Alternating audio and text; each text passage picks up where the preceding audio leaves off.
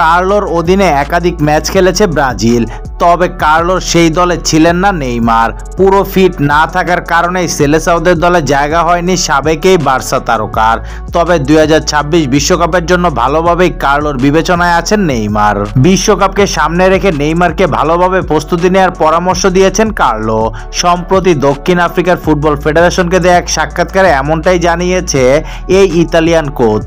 Carlo বলেন, Neymar আমাদের জন্য বিশ্বকাপ পরিকল্পনায় খুব গুরুত্বপূর্ণ একজন খেলোয়াড়।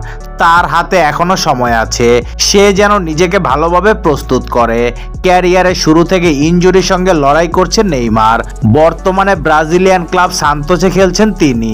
ইনজুরির কারণে গত 5 মাসে মাত্র 12 ম্যাচ মাঠে নেমেছে নেইমার, গোল করেছে 3টি।